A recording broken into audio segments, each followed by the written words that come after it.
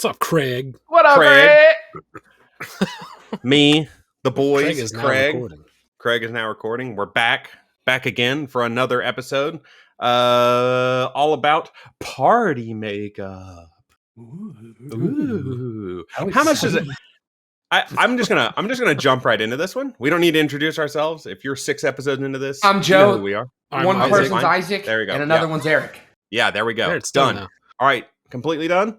One thing I'd like to say is that All right.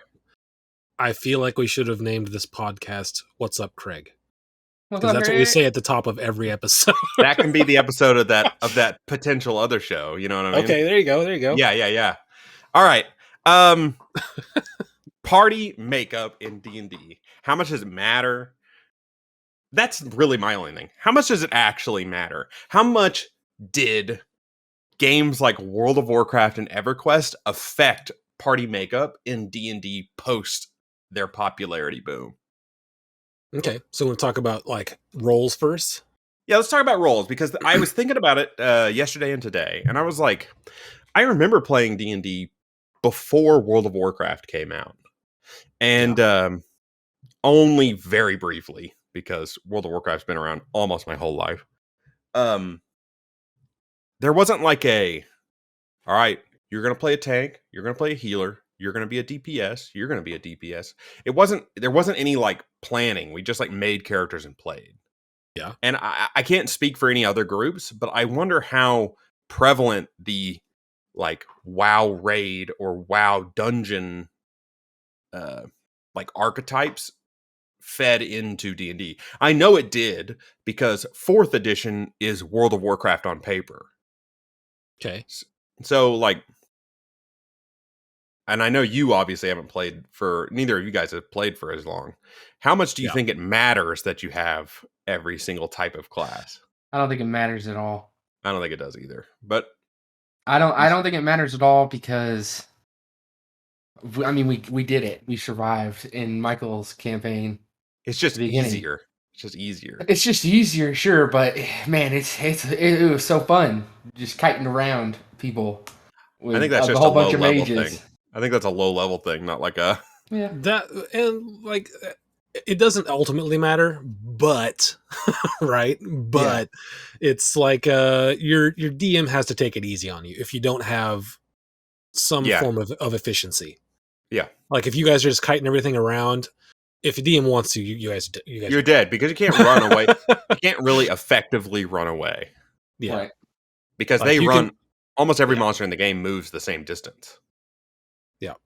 So it's So like if you're running and shooting, then they're running twice. They're on Yep. you, and then when you They're run on away, you. they get attacks of opportunity, and eventually, if they have any kind of hit point pool, you will die. Yep. You Because lose no that one fight. if no one is set to take any damage. Yeah. So yeah, I think rolls are especially if you want to have the kind of fights that like someone is up there, yeah, I can take the damage, you know, like the more cinematically epic fights, as opposed to running and shooting, which can be fun. Not saying it isn't, but it's not as, like I said, it's not as cinematic and epic feeling. Right. You should have seen me, man. I was just running, and then I'd Throwing shoot, and then I'd fireballs run again. because I was out of spells. It was awesome. Had to pull out my knife and stab him for 1d4 every other round. Yeah, and then and that's for like for your tank, and then if without a healer, you guys saw the early parts of that in my campaign. Yeah, without a healer, but I mean, we made it. Yeah, I think that maybe until 2 people died in the same session. people die in one session. Yeah, you and We've only had Ray. one permanent death. Oh, okay. You're talking about go down. You and Ray died in the same session. in the first. In the first campaign. Yeah. Did we not have a healer? Nope, not Nope. until Ray rolled a cleric after he died. I was a bard. I could. Yeah, heal. you were a bard, so you could heal, but you weren't a healer. I wasn't a healer. No. I didn't build it as a healer. What class would you consider to be the most important? The one that you like? We need to have one of these. If I had to pick a class that I think is required, it's the tank. Oh, are you talking role or class? Roll. Sorry. Okay. Roll. Yeah. Tank is the role I think is the most necessary. Which class do you think fills that role the best? Barbarian. That's what I was going to say. Or Barbarian is so tanky, man, with that I mean, half damage. I feel like an argument can be made for a paladin. an argument can I've be never made for a played a lot of paladin. things. Paladins So it's can hard. get super tanky because By- not only like can their AC be super high, but they can heal themselves. So in that I think the reason I'm picking Barbarian is because we play a lot of early level stuff, and in the early levels you typically aren't going to have a ton of AC unless you're like, I'm going to min max this, Right. unless you're me. And Unless you're and a the big paladin. thing with the barbarian, I Yeah, think, is, and the paladin too, because you can pump some holy smites, I think is what it is, whenever you're hitting and do a ton of Yep. damage. But Yep. the thing with the barbarian is you are a heavy tank and you just dole out massive damage. yeah, you're dealing damage and you're taking damage. Yeah, the Berserker Barbarian is especially, and there are tankier forms of barbarians that don't do as much damage too. But yeah, Right. I think that I don't have enough experience with the Paladin. Just what I've read and can theory craft. Paladins, that they like would be good I tanks, think but the good barbarians, yeah. I think the good early level build for a paladin is to take like scale mail, which is I think the highest you can choose at level 1 without talking to a DM, you know. And you could do that, and you could be a paladin of the forge, get your plus to AC, and carry a shield, and you've got pretty high AC at level 1. That is valid, but I think it's less valid than a barbarian at early levels because you are going to get hit. Yeah, and that half damage is real nice, and nobody's doing magic damage in the first 3 levels for the most part, you know. Yeah, I think that healer might be a more important role than tank, just because. I mean, it depends on how your DM plays it, but there are no set aggro tables. There's no guarantee that your tank is going to be taking all the damage. So without a healer, That would people be that aren't designed to take damage are not going to be doing it for very long. that would be your like battle master fighters. That's what you need for that, right? Yeah. Battle master fighters, I think they're one of the most versatile in the sense, tank wise, in the sense that you can like make people attack you or give people disadvantage against attacking your buddies, and Yeah, Yep. keep them from moving. That's Sentinel feats and stuff like that. There's also the utility roles too. The ones that not just for combat, but for the RP parts of it that have, you know, your skill monkeys, your bards, your rogues. Yeah. Those types of things. Also, Your jack of all honestly, trade classes. for me, I think it's really hard not to say rogue being one of the at least top 3 classes in roles to fill. He's a jack of all trades. He doles out a ton of damage. I don't know. He fits into so many roles. Yep. I don't want to jump over the heal thing. I want to talk about this for just 1 second. The reason I don't think healers are more important in a group than a tank is if you have two casters, a rogue, and a healer, a 4-party group, you couldn't cast enough heals to keep up with it if there was a big fight. Especially at low levels, you run out of heals. I think that it shifts. At early levels, I think tank probably is a little more important. But once you get into the later levels, I think that flops over to healer. You guys remember the last fight we had in Michael's campaign? Between your character and mine, we basically topped everyone off healed twice, us more than one time. Yeah. We would have not made that without those heals. You did it with your class, and I did it with Wish because I was a dickhead. It's still a healer. Still a heal, yeah. Still a heal. I think it does shift. Yeah. In the early levels, tank. As you go up, it starts to slowly shift to a healer. But most of my experience playing is like, honestly, very rarely does a campaign go over 10 in most of the time that I've played, you know? Yeah. And by 10, that's when it's starting to kind of like, that's when the wins are starting to change. 6, 7, 8, around an 8, I feel like. Yeah. And really the most important role is whichever one your DM decides to feature that week. Yeah, that too.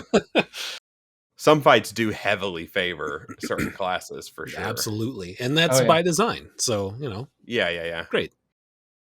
If it's solo, I don't know. I feel like casters are better all-arounders than most other for sure. classes. I think casters have the most options of choices. Yeah. Oh, What absolutely. you can, what you want to do, what your character can be, That's how why you there's want to role such play. There's just such so a much beta more. play for early new players. Yeah, it's so being an experienced player, it's hard not to pick a caster all the time because you just have so many choices that you can Yeah, you play can be around utility, with. protect the party, do lots of damage, hits lots of things, open doors. Yeah. If you're a cleric or a druid and you can change your spells out every day, you're That's like the best. It's you're really like, the best. It's really well, nice. Yeah, it is. we need to nice. open this door. Can anyone do it? No. Well, I can do it tomorrow. let's wait until tomorrow morning and then I'll be able to open it. I'll just knock that door. Yeah, making my first character, my first real character when I played in Michael's campaign. Uh-huh. I was looking through the list of classes, and I was like, man, who would want to be a martial class?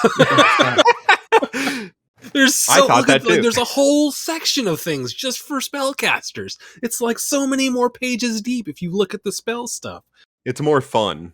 Yeah, there's like I don't have a lot to think about. So, like more than twice as much stuff to explore if you're a caster. Yeah, I'm playing that fighter in your campaign, and I don't have a lot to think about in between turns. Like if we're in a fight, what am I gonna do? I'm gonna punch him. Playing the rogue now, and this which is my first martial class, and it's fun. I mean, I've figured out what's fun about it, so it's fun. Like, level 1 was pretty rough. Level 2, finally, I get my cunning action and I get to actually do stuff. Like, oh, I get to fill out my turn. All right. Yeah. Level 3 is the big turning point for like every class. Yeah, every class is kind of almost every class gets your specialization, your subclass there. Yeah. So we've covered. That's probably all I have to say about like that part of it. Roles, yeah. I think before it all kind of got set. I think 4th edition set the roles in place, and 5e refined it. Everyone didn't like 4th edition. 4th edition was fine. Everyone out there, sorry, hot take. It was fine. Every edition has been pretty fine. I haven't played first, but from what I hear, that's like insanely weird and complicated. I think it's set up that way because it just works. And if you have players that are willing to fill each role, that's the most optimal way to do it. Yeah. What's funny to me is, like, because I've seen it more than once, I'm going to play a cleric, but I'm not going to be a healer. Yeah, you could be a tank. Funniest, which it's fine, but it's funny that everyone's like, but I'm not going to heal. And the reality is, if you're the only one with heal spells, you're going to be a healer. I think you have to be a special kind of person that want to play a healer. Really? I thought it was great. Yeah. I'm really enjoying it. I don't really enjoy it at all. It gets so much better at later levels too, Joe. Like now, I'm pumped whenever I have more than 3 spells and I don't have to sleep for 36 hours to get it back. Yeah. I kept on wondering when you're going to bring out your special thing, the Twilight thing, because that thing is so really cool. strong. And I was just like, I was holding on to it because I was like, we're gonna need it in a pinch. We're gonna need it in a pinch, and I was like, I was gonna use it whenever me and Eric were getting wrecked. Whenever we both went down. Yeah. And I couldn't do it. I didn't have time. Because that one comes back on a short rest. Yep. So that's so good. And I think that was another issue. I was thinking long rest. I didn't read short rest in my head. I was just thinking long rest. So I was like, I gotta hold on. You got that until we have to that new character adjustment period. Yeah. That's an average of what? 5 to 6 HP per player per turn. Yep. And your teammates aren't going to get frightened or charmed. Yeah. While they're in it. It's amazing. That was one of the big selling points on the class because I was in my head. I was going, I don't want to be an elf, and I'm not getting charmed again. I'm not dealing with it. I'm not charmed. That's why I was like, I'm picking a character with a high wisdom. I think. Do you guys want to talk about classes and like let's what touch on each classes of the fill in classes role? and see what they do. So Okay. You want to just start at the top? I know not a lot. Do you have a list pulled up? Yeah. Oh, okay. Send me a link to that list too, so I can see. I mean, just on DnD Beyond, hovered over game rules. Does it show? Does it show subclasses on there? Only if you click on them individually, which I'm going to. Honestly, do as we go I don't through. think I. Okay, let's start with. We can start with Artificer because that starts with an A, which we don't know a lot about, but we could talk about it a little bit. We could talk about it a little bit. This would probably be the briefest one because every time I think I want to play it, every time I think I want to play it, I read it and I'm like, yeah,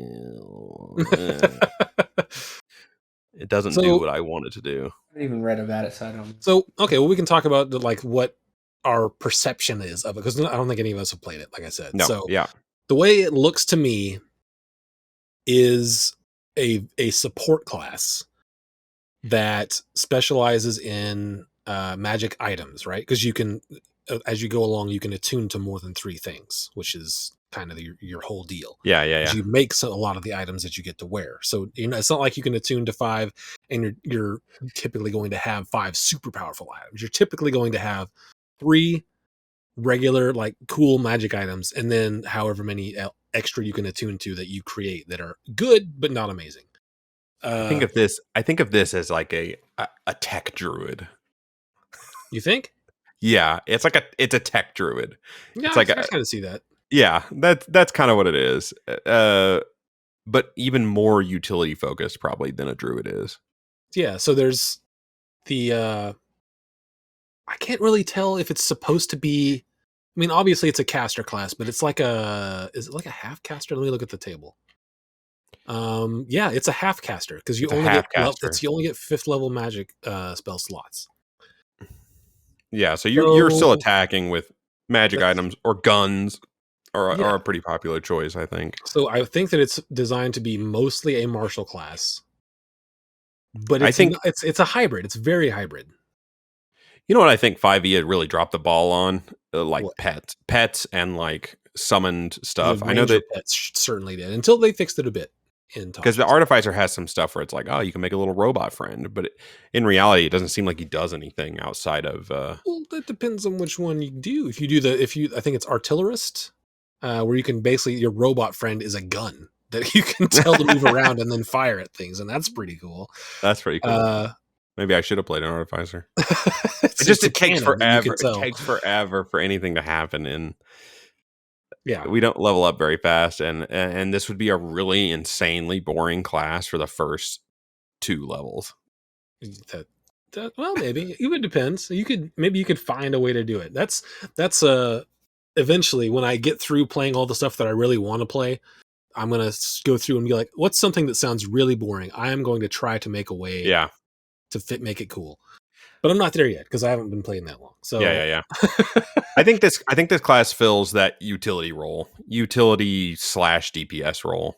Yeah, so you can because like different subclasses you can make armor. Like the Alchemist seems like extra support because you can make little like potions. Yeah.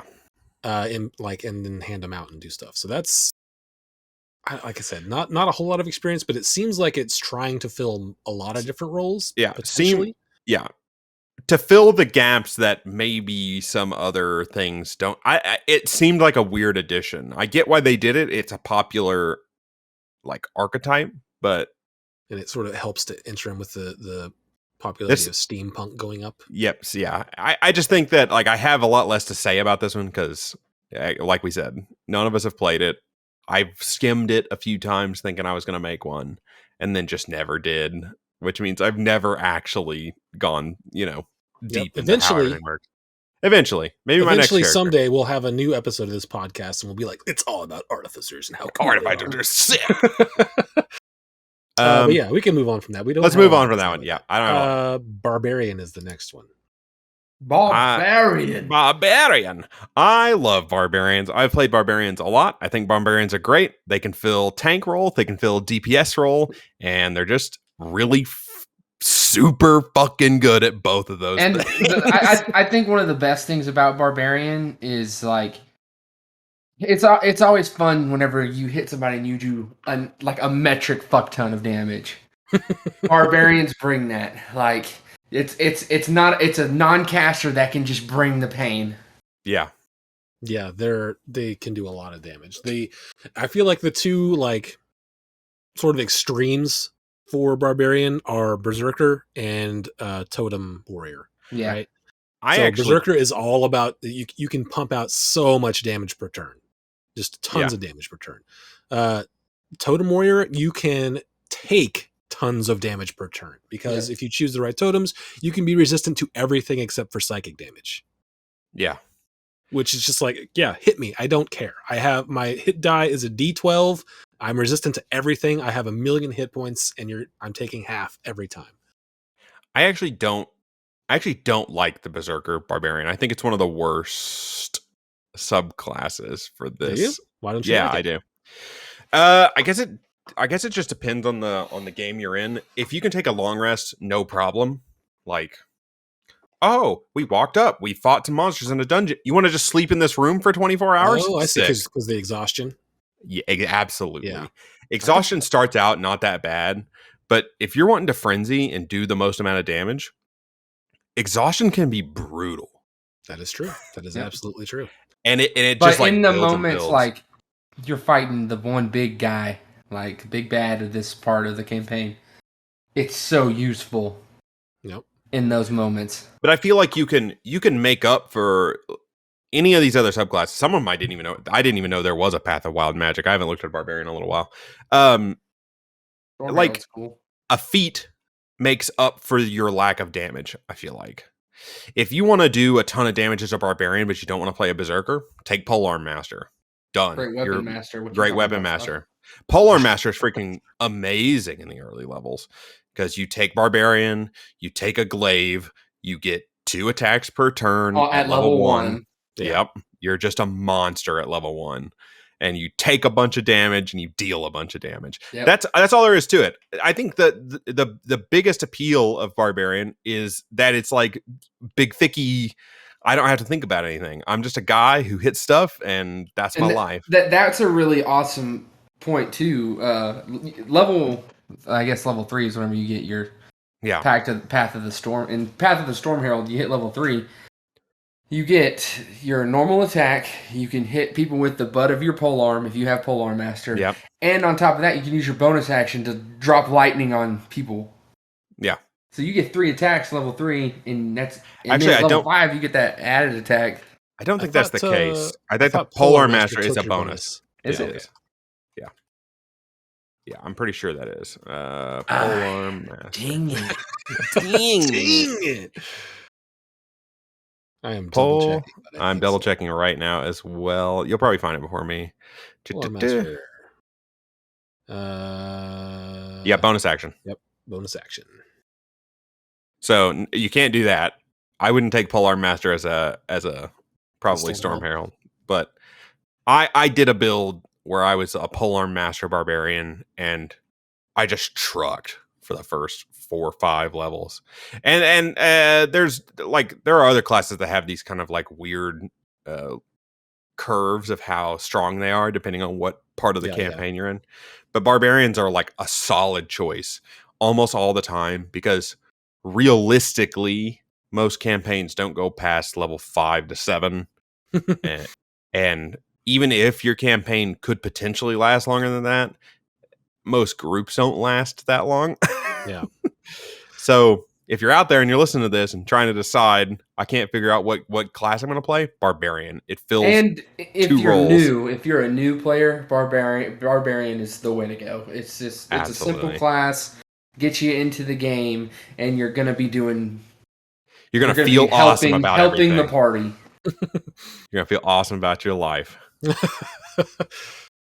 Yep. And it's like any martial class, it is very friendly to not getting long rests. I'm looking at this. I'm looking at this list of classes. I don't know that we can cover all of these in. Yeah, we'll do them a little. We gotta rapid fire. We gotta speed up. We're gonna do. We'll try to do more detailed episodes, but for now, I think we need to let's speed this up a little bit. We'll go over the individual ones separately in a separate episode. We'll give each one of them probably its own episode, going over each subclass in detail. Yeah. Next, Bard. I feel like Bard is a very jack of all trades. I mean, they even have a thing called jack of all trades. It is supposed to be like a skill monkey. I can fill nearly any role and help and be utility for the party with inspirations and stuff. They're very good for having along. You can heal, you can DPS, you can utility. You just don't really tank. But other than that, Bards are fantastic. Bards are incredible class. That's the next challenge, is making a tank Bard. I'm gonna do it. You want me to make a okay, let's make a tank Bard. Oh my god. Yeah, Bard's super duper mega utility class. I don't have anything. I played that one Bard and I was bitter at the time, so I have a warped view of how much I like a Bard. But that's all I have to say about that for now. I think Bards are, I think all the classes are great, but I think in the right hand, Sam Riegel, Bards can be amazing. Counterspell, baby. Plenty others. One of the greatest moments of of D&D I've ever seen in my entire life.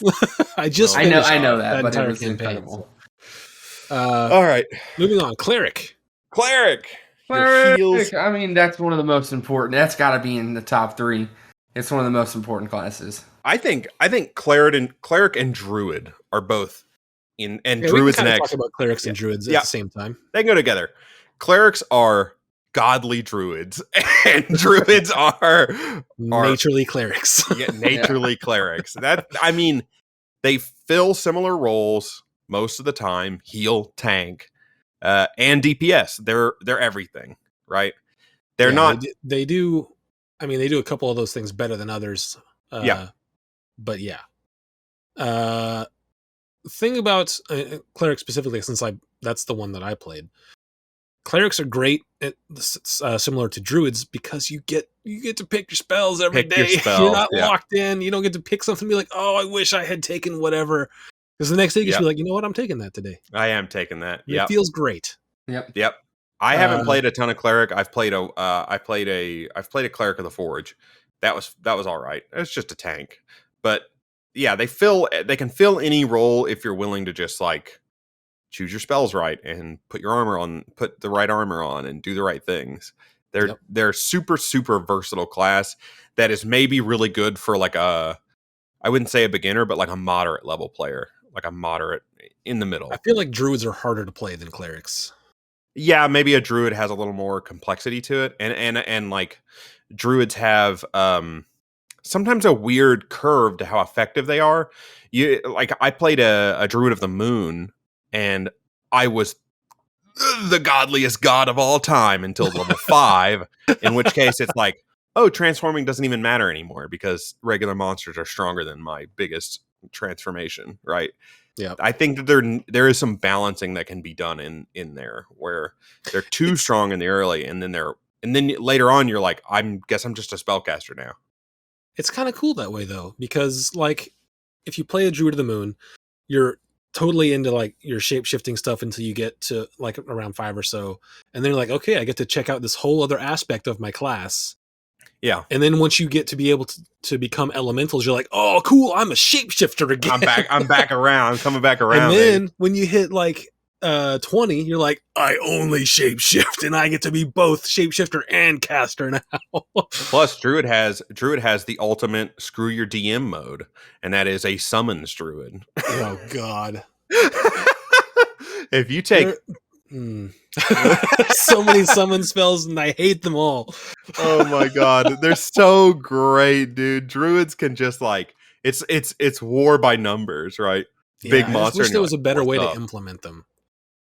I'm gonna look something up real quick. We can move on to the next thing, and I'm gonna look this up. So Cleric, Druid, both great.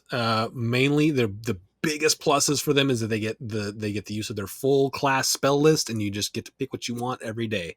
That is, oh man, that's the best feeling. Yeah. You don't have to be like, when you're getting your next level, like, oh, do I take this or this? Because this might be really handy in a very certain circumstance. But if I don't take this, then we may be, whatever. Yep. And then Cleric and Druid are just like, That's I'll their take utility. this and And then you also if don't I have to go, I need to find a scroll so I can write it down in my book. Yeah, like, But- I already know how to do all that. When we get to Wizard, we'll be able to. Yeah, we'll be able to Wizard is talk about great. that. Next is Oh, yeah. Fighter. Next is Fighter. I Fighter think is out of the martial character, class. Yeah. out of like martial classes, I think he's the least effective. He's just the most, he's the most generic. Yeah.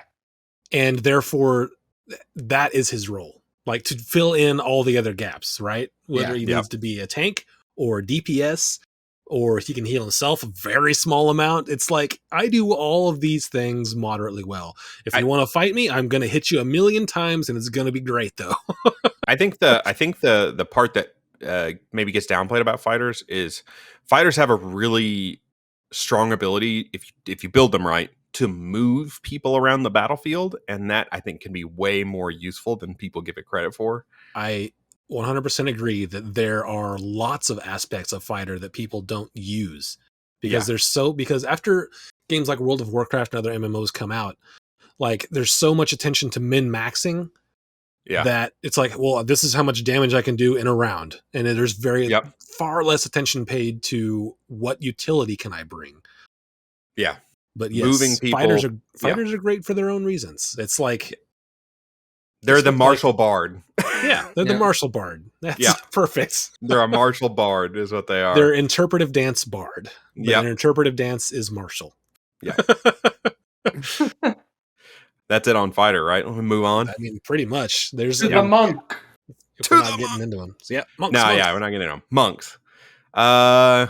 Amazing. I love monks. They are incredible. The fact that you can pop 1,000,000 times in a round, and then on top of that you can stun people, and on top of that you can do they're just so useful in a sense of staggering and stopping people from moving. But they really only fill one role, and that role is DPS. Right. I think there's one subclass that can heal a little bit, but pretty much it's DPS. But specifically, like, quick movement, quick attacks, control. Speed. Yeah. Mm-hmm. Control. They did a great job in making it feel different than other martial classes. Yeah. Dude, some of these, I don't want to like break the flow of this, but some of these classes are going to be long episodes because some of these have a ton of subclasses. Yeah, some of them have a ton of subclasses. Yeah. Those are going to be fun episodes. We have to actually research for those because I haven't played even a quarter of all the subclasses or considered them. They don't. I don't think most subclasses change it too. Well, let's not get into it. Great DPS class. Can be played relatively easily. They're not super complicated, and like until the unarmed for the fighter came out, it was really the only way to not play a guy who didn't have a weapon. Yeah, and the fact that your fists turn into magic weapons, so you can hurt everything. I can punch ghosts. As normal. I can punch ghosts. I'm so trained I can punch ghosts, baby. Yeah. All right. What's next? Paladin. Which I don't think any of us have played. Nope. But from I played a paladin. Oh, you did? Okay, go for it. I played a paladin. Sorry, not in 5e. I played a paladin in 4e. I played like an evil paladin is what it was. It was like a paladin who didn't worship a god kind of thing. I forget the exact Oathbreaker type thing. Kind of like an Oathbreaker, but like Oathbreakers I don't think are like specifically evil in the way that these were. Necessarily evil. Yeah. The one I played was like a specifically evil paladin. Paladins are, I don't know. They're a fighter and a cleric, right? Kind of. Yeah. They have a lot of utility too, which gets overlooked sometimes because not everyone's always within 10 feet of you. But the auras you get can be saving for sure. Yeah. That was the most interesting part that reading through Paladin and stuff was like, oh, they get auras and they do really cool stuff. Cool. Yeah. I think this and like you can heal. It's really cool class, and I look forward to playing one someday.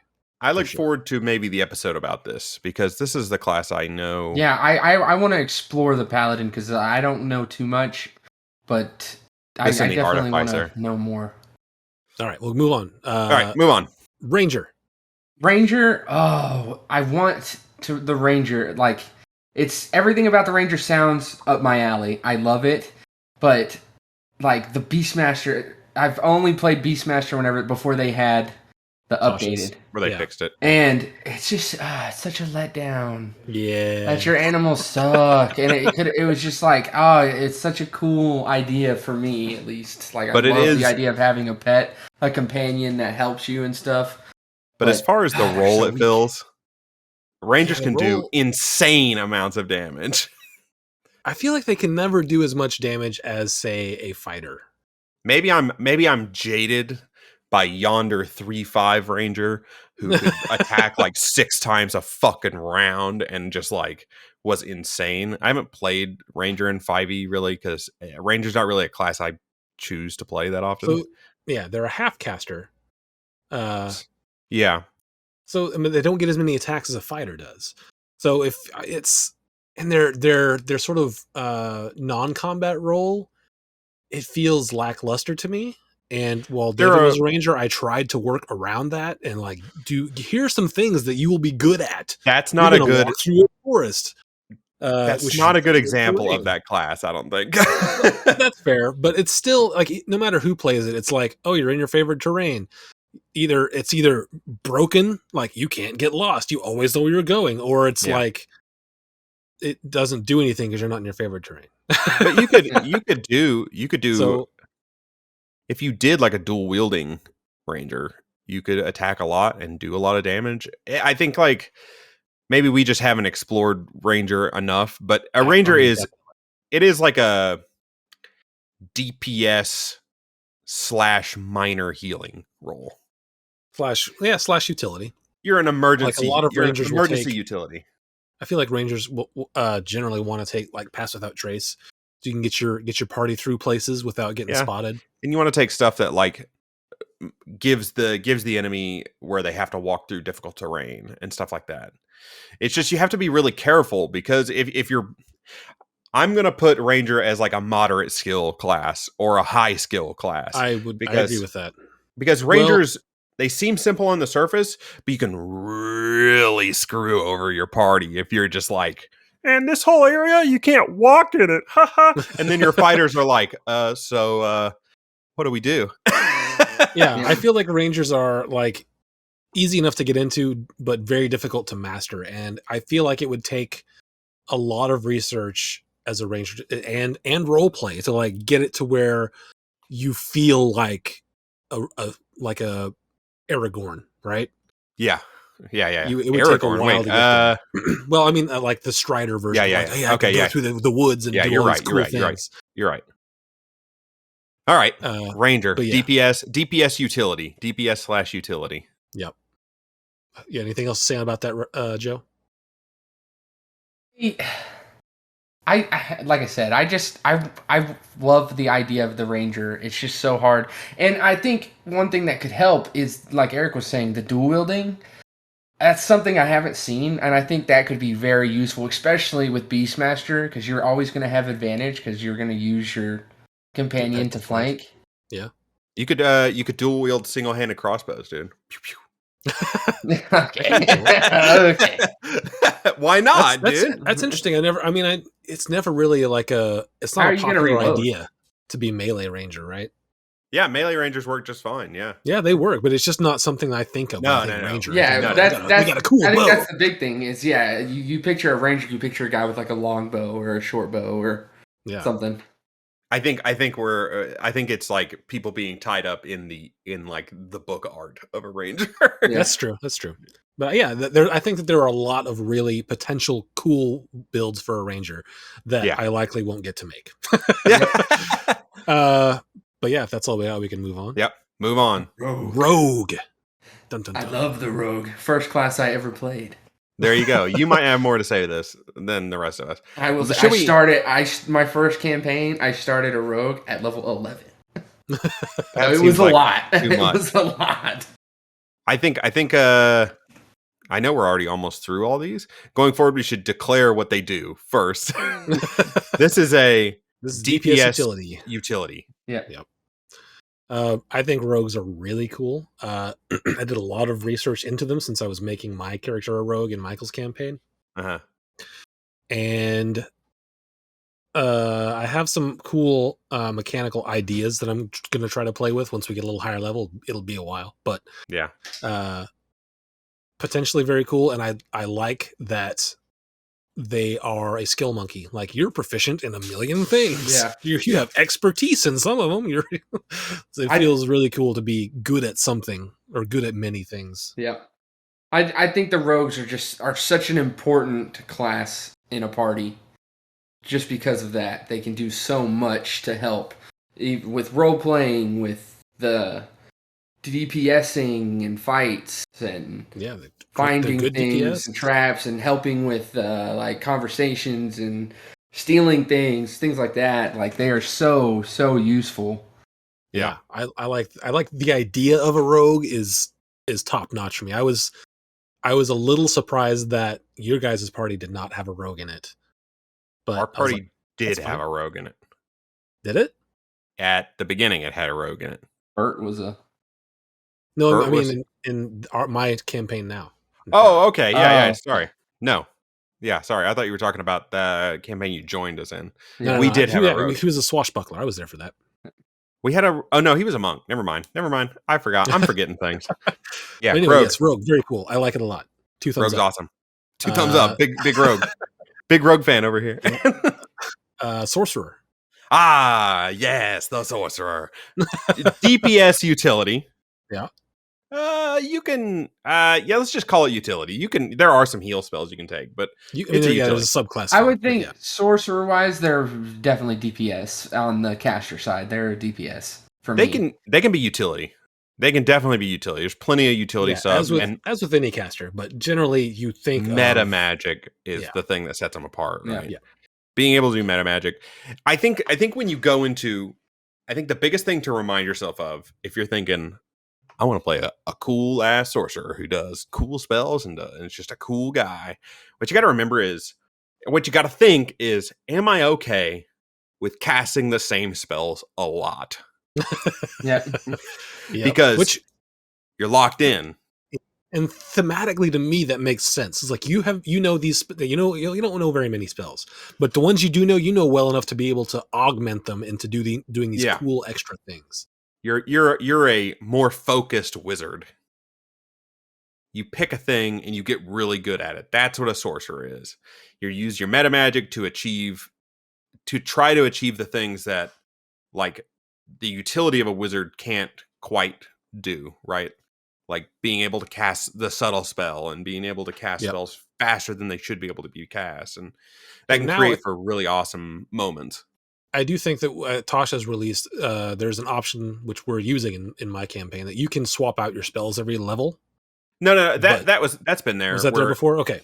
I don't know. Well, I don't know about all of them. I don't know what Tasha says, but you could change out when you leveled up. You would, like, if you got a new spell or whatever, you could get your new spell and you could exchange one of your other spells for a different one. Okay. Yeah, I think the way, I don't know what it says exactly. I have to look it up, but I'm letting Brian, just, if you want whatever he wants to swap out, that's fine. And part of that has to do with his new subclass as well, which I feel like is,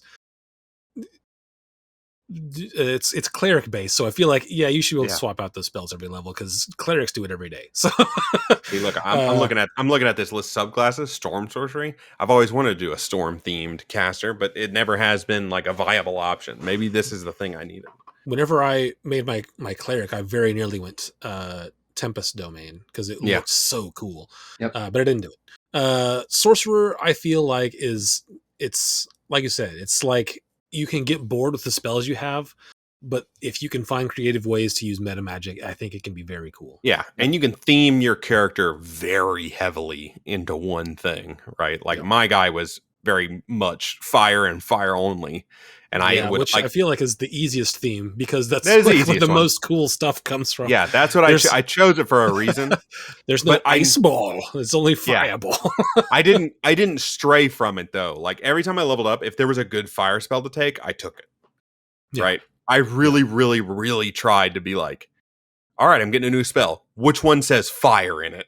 That's the one I want. Very cool thematically, especially with the Phoenix tie-in. Yeah. Yeah. Oh yeah. All right, Sorcerer, a pared down but still interesting wizard. What's next? Warlock. Warlock. I think Warlock is probably might be the worst class in D&D. Oh no! I say that, and also saying that I absolutely love my Warlock, and I'm having it might be my favorite character that I've made.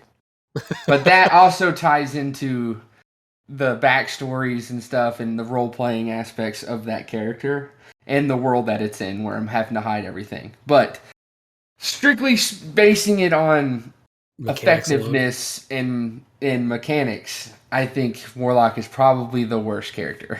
I might agree with you there. There was a build that you could do that has since been fixed called a coffee lock. That was like super, you could do a ton of damage and be super awesome. But that doesn't work anymore. So yeah, you know. it feels like Warlock is the most like the class where you're the most like, oh, I want to take a point in this other class. Yeah. It's like the most multi-class friendly. It feels like that's what Coffee Lock was, right? It was just a way to utilize. You went Sorcerer and Warlock. That way you could store up your short rest meta magic points to make more spell slots for yourself, so you could live entirely on short rests. That's what the coffee part of it was, where you're like short rest, meta magic, and you just like cycle that forever so that you never run out of spell slots, kind of thing. We forgot to say it. Warlock is DPS utility for sure. Oh yeah, sorry, yeah, man, I said that and I already forgot. DPS utility. The cool thing about Warlocks is you get all your spells back on a short rest. That's pretty great, like compared to other casters. The bad thing is you only get 2 of them or 3 of them. Only 2, and you only get the third one when you're like 17. Yeah, and the like part of the cool thing about Warlocks is like your backstory is kind of already built into the mechanics of the character if you want to do it that way, which I feel like you should. Yeah. Based on because if you don't, it just feels like a bad wizard. You get a pretty decent pool of spells. You can just only cast 2, right? Yeah. And it's not a huge pool. It's similar to, it may be a little bit more than a sorcerer. I don't remember. I'd have to look, but it's not a ton. And the big thing that makes Warlocks feel like special is either both your Pact and your Eldritch Invocations. Eldritch Invocations are just the coolest part about Warlock for me. Yeah, I feel like Eldritch Invocations are one of those things where you read them all and you go, guess I'm going to be casting Eldritch Blast a lot. Well, that's the class. Yeah, that's true. But I read them all and I was like, I need more. Yeah, I haven't played Warlock really. I played a Hexblade, but I personally don't find Warlocks to be that entertaining. Because all you do is cast Eldritch Blast. I mean, I spent 3 years casting nothing but Firebolt. That's what's helped in this campaign is I can't use that, and that makes it so much more fun to be like, okay, I have to hide everything, and then I'm casting darkness on people just so I can cast Eldritch Blast and get away with it. Like, it's a really cool way to do it and a cool mechanic to have that they're shunned and. Yeah, I really liked the fact that you took Devil Sight and Darkness. Yeah. So that you could be that guy. I thought that was a cool. I almost cool did thing to do. I had considered a build like that when we started the first Michael's first campaign, the one you eventually came in on, where I was a Hexblade with Devil Sight and Darkness, and you cast Darkness and you run in and you stab the hell out of everyone in the darkness. That's what I was going to do that with Rook, because I had Fip, the imp. Yeah. And the imp has Devil's Sight. So what I had planned to do at some point, it never really panned out in a way that I could do it well, but I had plans to cast darkness, have Fip go on my head, look through Fip's eyes, and then just be like, pow, pow, pow. Yeah. There is a That's build awesome. around it That would that be I've read. awesome. Never came to fruition. Yeah, it never was. It was like, because it takes so many rounds. It would take so many rounds for me to set that up. Set it up. Yeah. Yeah, because like, okay, I cast darkness. Next round, I tell Fip to get on my head. Next round, I look through Fip's eyes, and then everything's dead. So. Yep. Most of the time, yeah. Most combats don't last super, super long.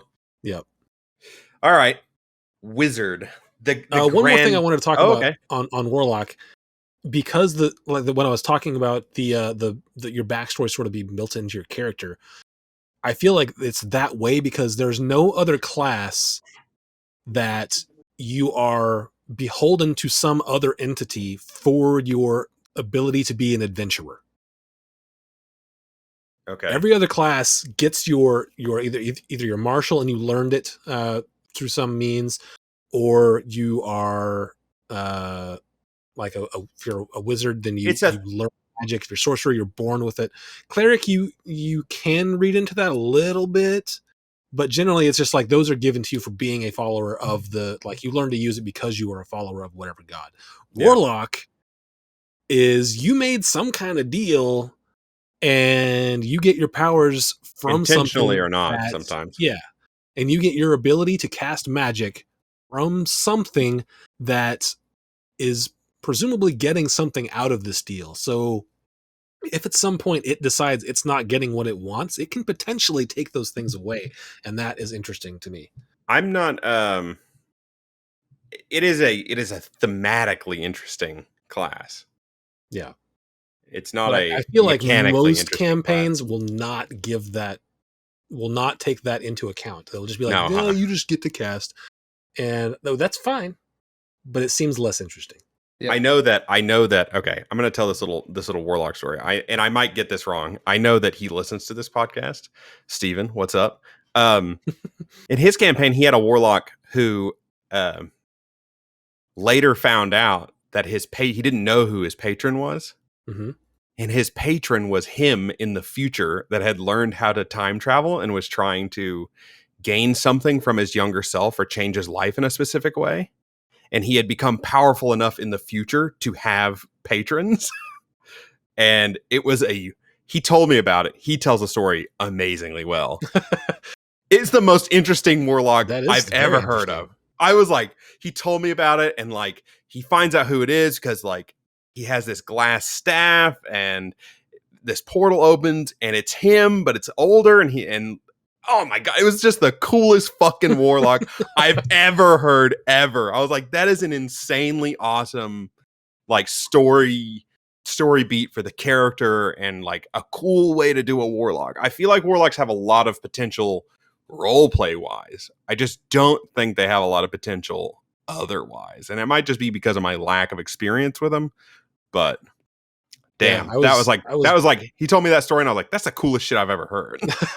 I was very curious to see how those interactions between Rook and his patron would go, because to me it was a Fey being. I was a Warlock of the Archfey. Yeah. And then it turns out he sees the hell. And everyone else is seeing something different than what I'm seeing. So I was interested in how those were going to go, but then I died and didn't get to find out. And then you died. And then I died. Yeah. Rough. Anyway, that's what I wanted to say. We can move on to Wizard now. Wizard, the granddaddy of all spellcasters. Yep. Wizard is DPS utility. DPS utility. There it is. The most utility and potentially the most DPS sometimes. Wizards are just insanely good. Wizards are just hard to play. I would never, ever, ever recommend a brand new player play a wizard. To me, wizards are my absolute favorite class. I think they're the strongest class. I think they're the best. They are wizards. Just and like we were talking earlier, you're having to write down your spells, and like in a sense, it's worse than a druid or a cleric, but in another sense, it's considerably better if you can collect a lot of spells in your book, you know? Because then you don't have to take a rest. You can just have them. I think you can still only prepare so many per day, though. But you do get to choose every day. Mm-hmm. You get to choose every day, but choose every day. If you once you get your book built up and stuff, and you have a ton of spells, you really have so much variation, and you can go down you can be such a strong support character, and also dish out a ton. There are some subclasses that are not very good. They're awesome. But yeah, if you want to deal damage, Evocation's amazing. And that was that was between when I was deciding on a character for Michael's new campaign. It was between Rogue and Wizard. And Wizards I was gonna play a Divination Wizard because they look super cool. You know what I think? You know what I think my biggest complaint about Wizard is? Overall. And this goes for any caster.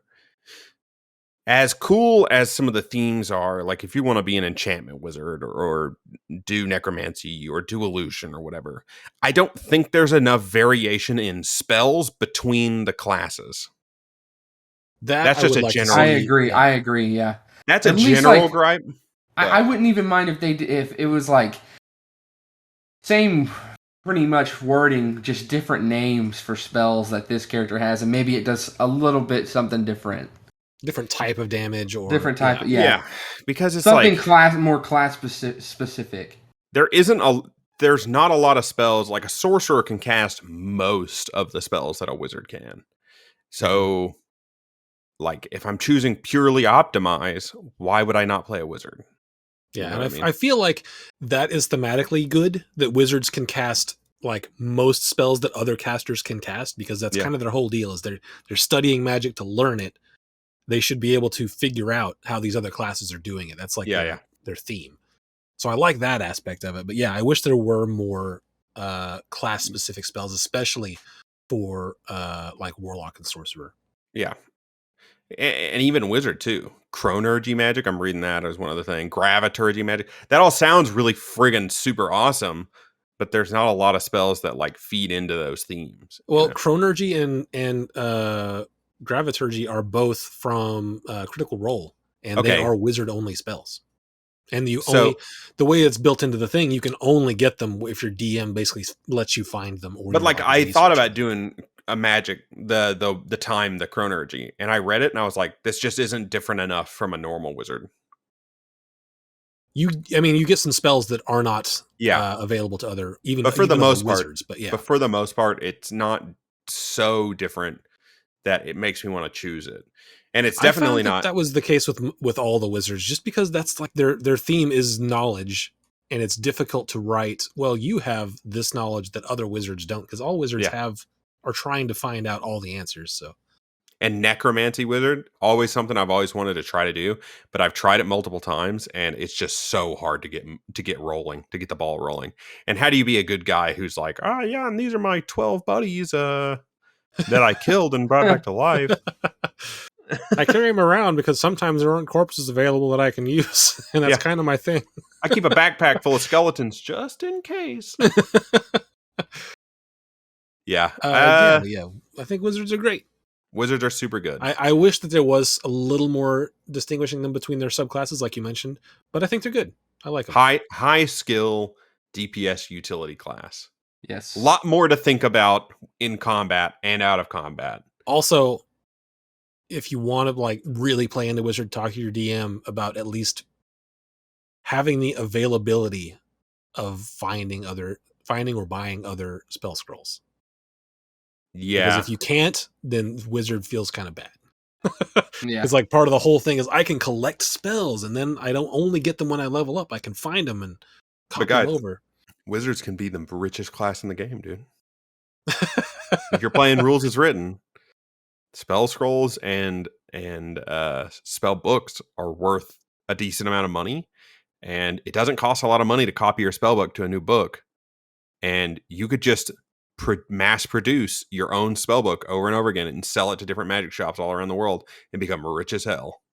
Yeah, but that's boring.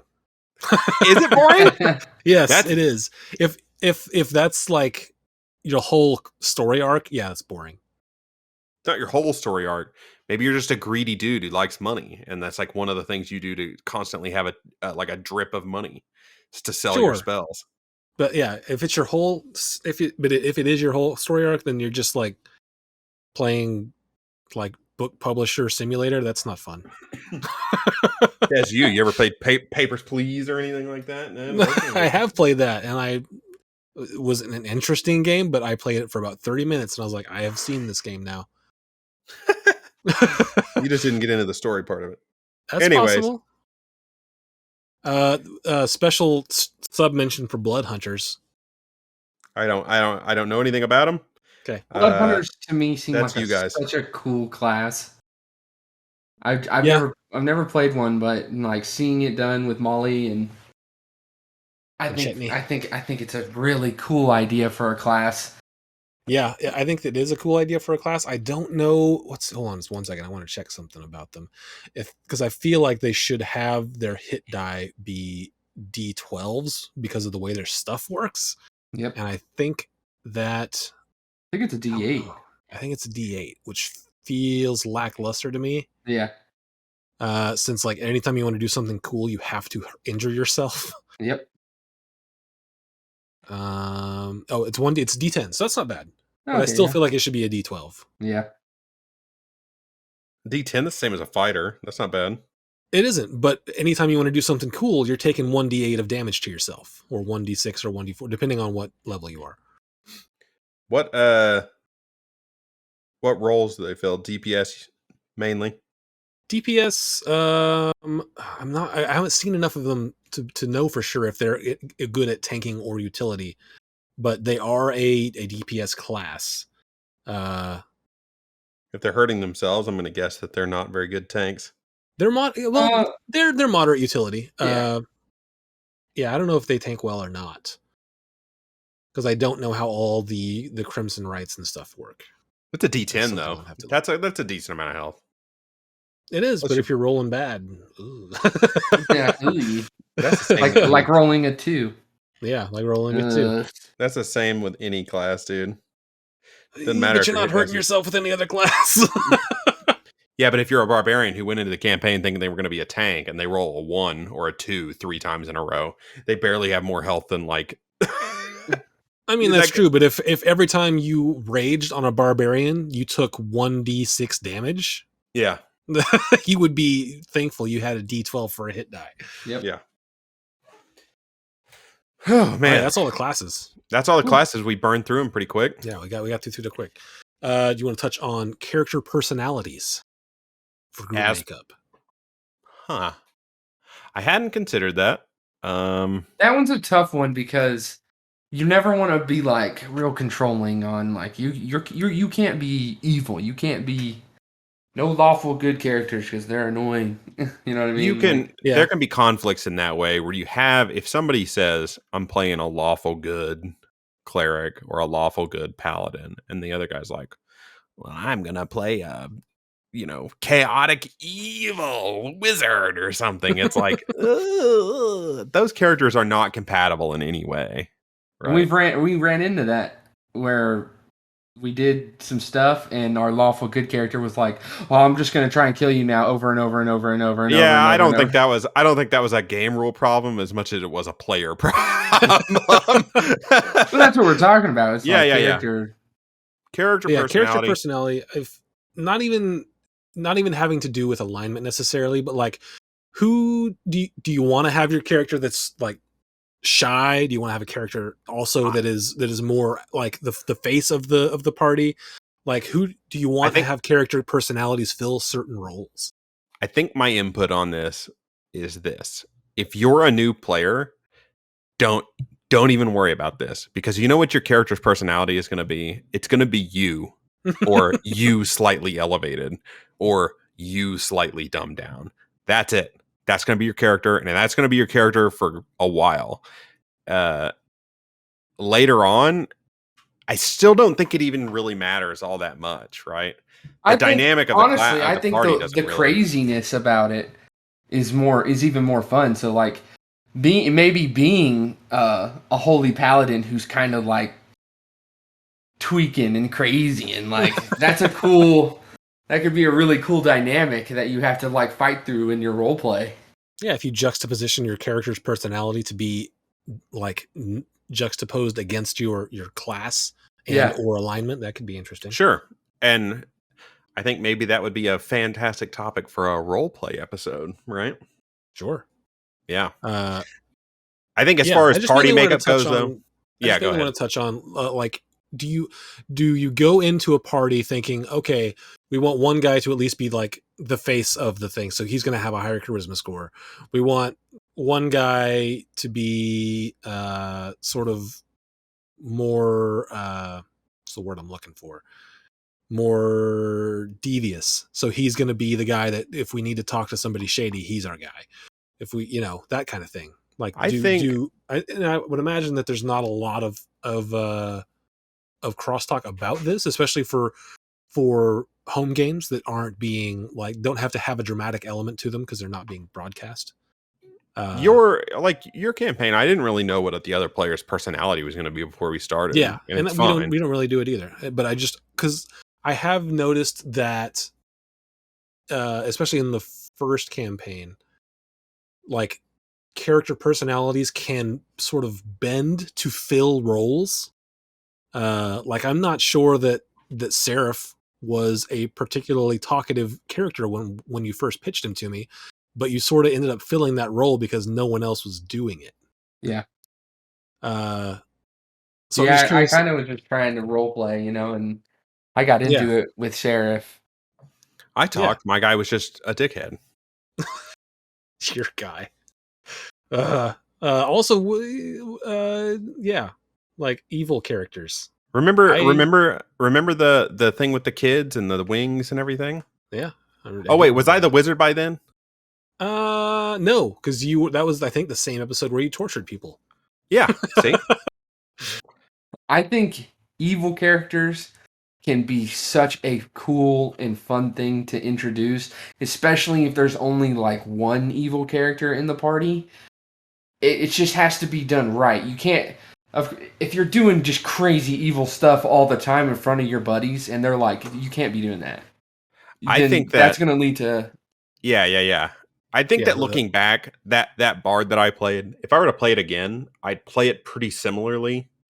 I thought it, like, looking back on it, it was a more interesting character than I gave it credit for. I hated it at the time, but it was a decently interesting character, I thought.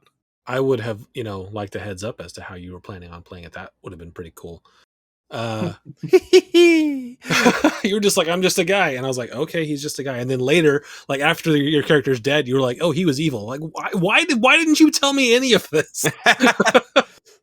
I had like the backstory where I could contact the criminals and everything. I had to have been a little evil, right? Well, I would say you had the background. You had no backstory at all, sir. Background. That's enough. That's a backstory.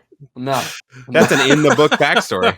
That's called a background. It's very specifically different. I think that having an evil character in the party, you have to have if someone wants to do that, they have to be an experienced D&D player. It has to be a subtly evil character, depending on the group. It is not. It's not cool. Hey, I'm evil. Anytime you guys are trying to do something, I'm going to mess it up, and you're going to watch me do it. You're going to keep me in the party though because of metagaming. That's not. No, you're the guy who goes. You know what, guys? Let me handle this one. I'll go talk to him, and they go, "Oh wow, thanks." And they don't know that you're going in there to like. Yeah, or maybe you just let your buddy fight some goblins and not help. Yeah, that could be an interesting thing, but again, I think that could be an interesting thing. But I think that if someone's going to do that, I think that they need to be an experienced D&D player, not just an experienced gamer, but an experienced like role player. To be able to pull that to off. Make that work. Yeah, absolutely. And then if you want to touch on the last part of this, which is players, what kind of player makeup would you ideally like? And this typically, unfortunately, just goes with whatever you have around you that wants to play. Right.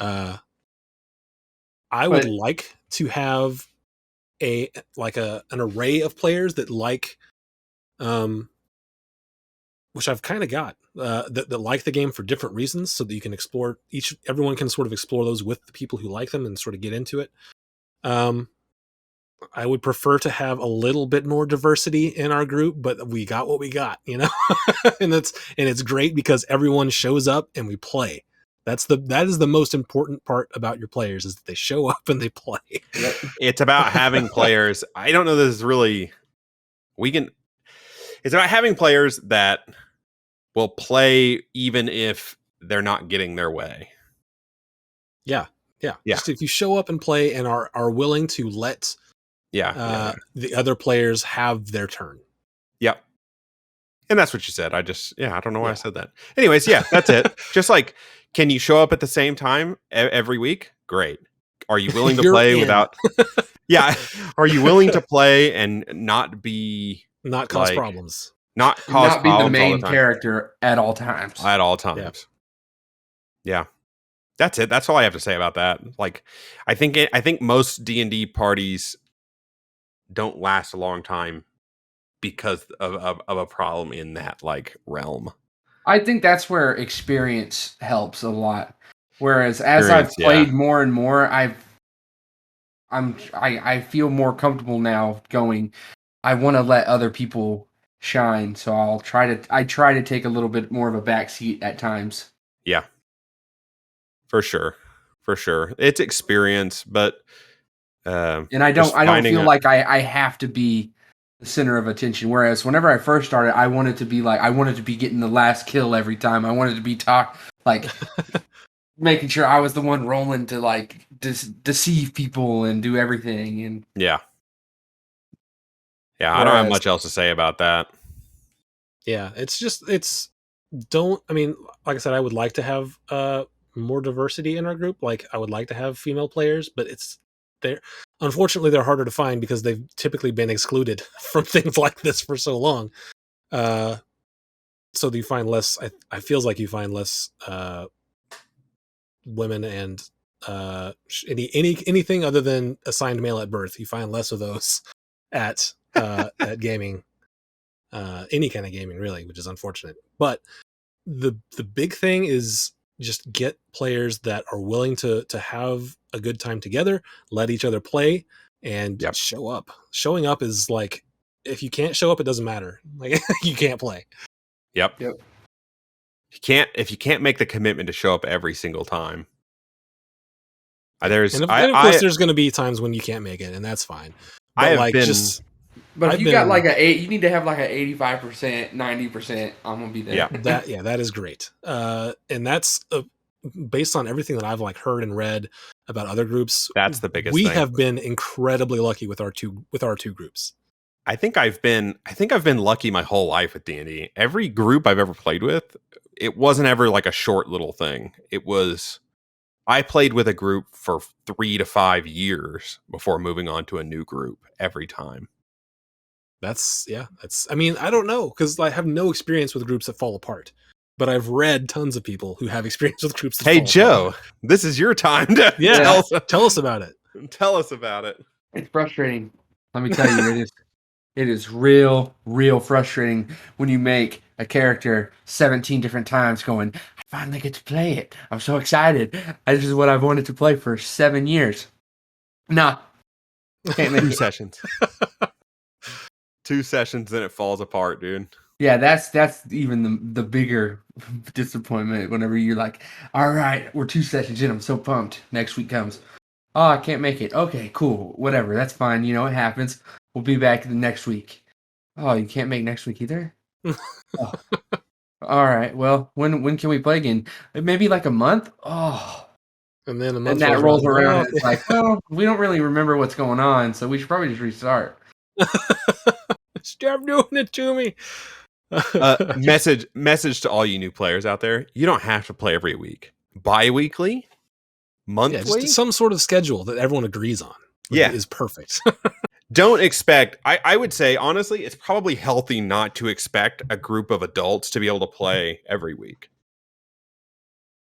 I feel like online has made that pretty easy. Yeah. Online has made it easier, but still. But you're missing a lot playing online too. Yeah, there is an element to in person that I miss, for sure. Like you were talking about dice rolling, the biggest thing for me, and I haven't even played in person more than like one time. Yeah. But the biggest thing for me that I'm missing about playing in person is just being able to talk to the person next to you without interrupting what's going on. Yeah. Yep. And the atmosphere of the room. Yeah. Right. Yeah. Being in the same room lends to role playing a little better, I think, because you can read the person's face a little better, and you can like. And I mean, we do video calls, right, for our sessions, but it's not quite the same.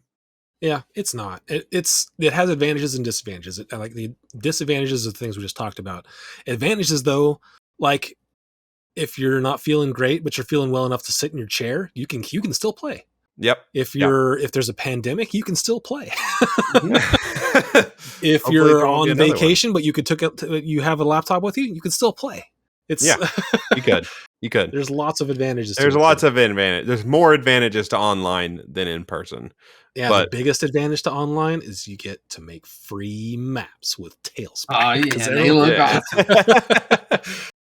You could still do that. You just have to like take a picture of it and set it on the table and be like, "All right, everyone." That is not as cool. Nah, not even half as cool. Or wait for it, a gaming table with a 55-inch TV in the middle of it. That's still not as cool though, because it's still 2D.